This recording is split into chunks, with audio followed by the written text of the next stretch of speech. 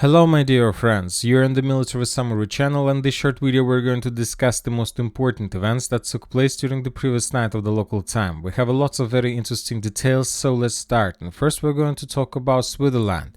As a result of the first day of the Peace Summit in Switzerland, we can make a conclusion that most of the countries, most of the leaders, most of the members who took part in this event are waiting for the next Peace Summit, because according to information we have, and as you know, Russia didn't take part in this summit, and of course nothing can be resolved, nothing can be discussed without the participation of Putin, or at least somebody who can represent Russia's interests.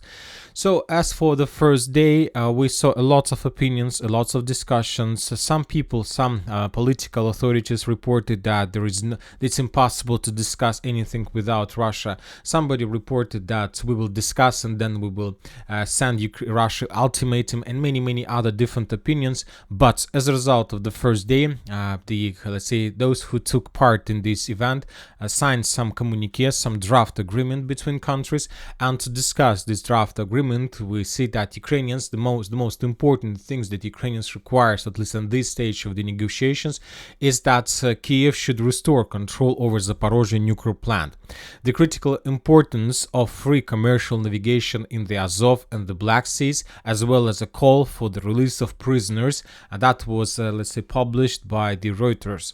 Also, we have additional updates. The draft also states the threats to use nuclear weapons and attacks on the commercial ships, civilian ports, and port infrastructure are unacceptable. Countries are also called upon to refrain from the threat of use of force against the territorial integrity of independence of any state, including Ukraine. So those were the statements. So as you can see, nothing important, nothing special. Once again, as we discussed at the beginning, we are waiting for the next peace summit, which probably will take place with the participation of Russian Federation. Now let's move to the line of combat contact. We have a lot of very interesting updates. Let's start from Sumi. According to information we have, the Ukrainians continue evacuation of Sumi area. There are still lots of civilians along the border, probably most likely very old people. Now the Ukrainians are, trying to finish the process, because they expect that the Russians are about to launch the attack in this direction as well.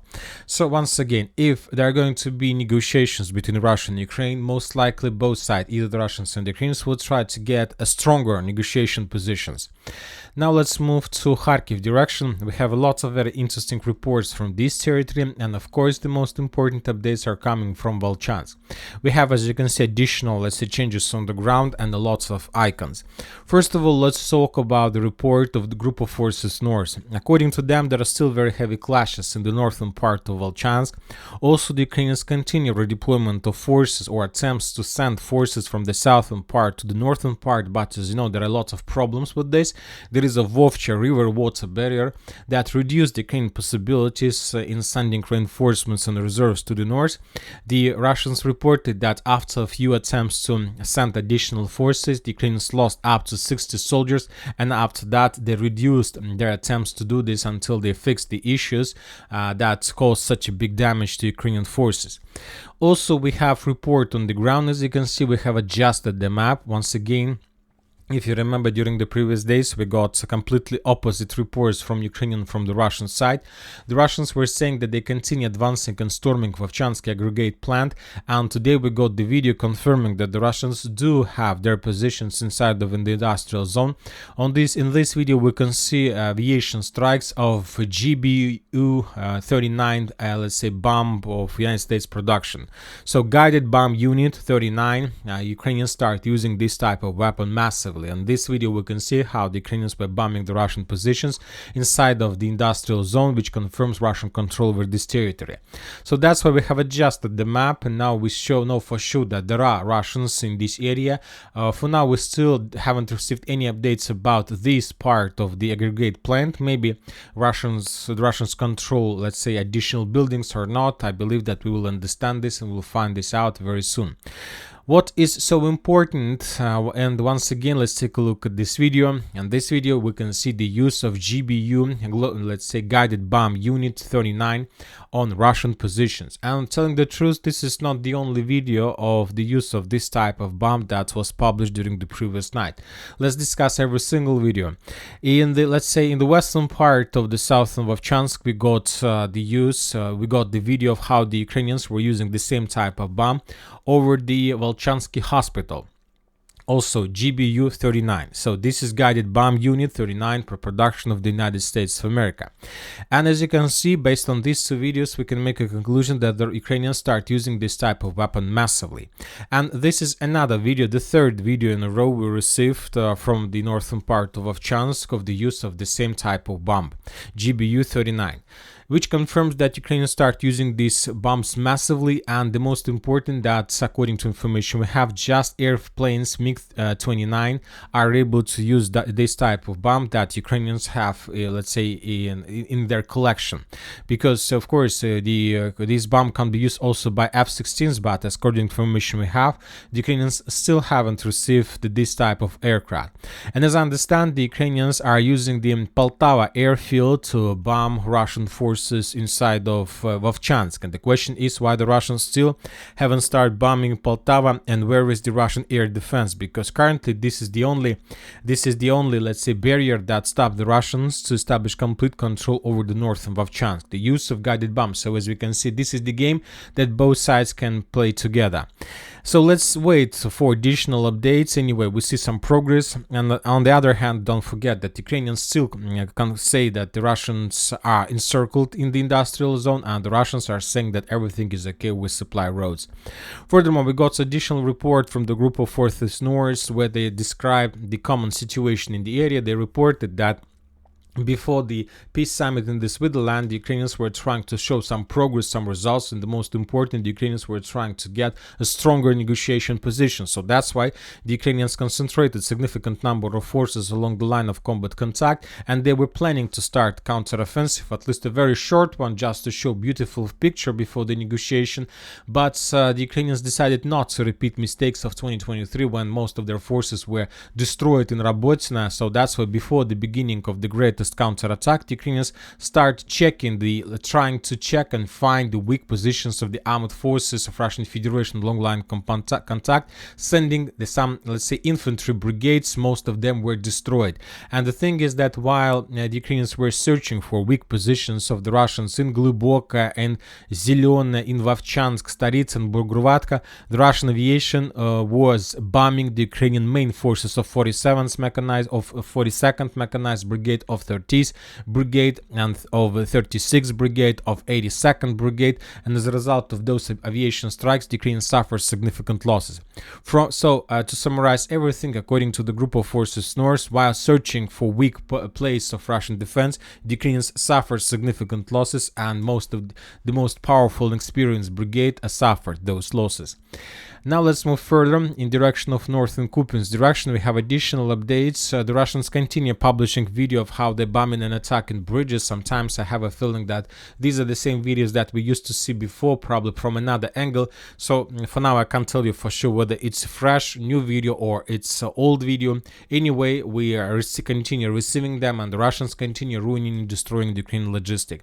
According to information we have, during the previous 24 hours, the Russians managed to improve their positions in the vicinity of Sinkovka and to capture additional fields and additional territories on the line between Volchansk and Petropavlovka itself. At least we have reports of the type. Yet we haven't received any geolocations confirming this. The only thing we have from this direction is significant number of aviation strikes, of artillery strikes, of counter-artillery duels, and significant losses from the Ukrainian side.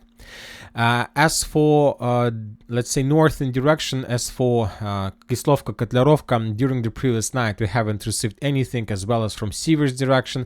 The first interesting updates are coming from Avdiivka territory. According to information we have, according to pro-Ukrainian Ukrainian mappers, the Russians improved their positions in the vicinity of Novoalexandrovka, and they capture additional 3 lines from Novoalexandrovka to in direction of Zelene Pole. So they're improving their positions, yet the Russians haven't made any attempts to attack in direction of Avdiivka. Probably this is going to be one of the primary targets of the Russian forces, but for now they will try to improve their positions. Now the Russians are storming the stronghold between Sokol and Novoalexandrovka itself. There are very heavy clashes already there. Some Ukrainian mappers also have adjusted the map, showing additional Russian progress. So now the Russians are not in a hurry. They need to improve their positions. They need to clear the territories. They need to get as close as possible to Kalinovo, Vozdvizhenka, Lozovatska, Progress, and to complete the battle for the second defense belt to the west of Avdiivka. Also, we have additional updates from Yasnobrodovka. Different mappers have updated their maps, showing additional progress of the armed forces of Russian Federation. In this, for example, picture, we can see that the Russians, as a result of offensive, managed to improve their positions, and basically the Russians managed to encircle completely the village by the name of Yasnobrodovka. So to summarize everything, this is approximately the territory that was captured by the Russians during the previous night. So now we see that Ukrainians lost any possibilities to evacuate their forces from Yasnobrodovka. From now on, they can do this just moving to the north, but very likely the Russians also do have some positions here. So the situation is critical, and Yasnobrodovka is going to fall very soon.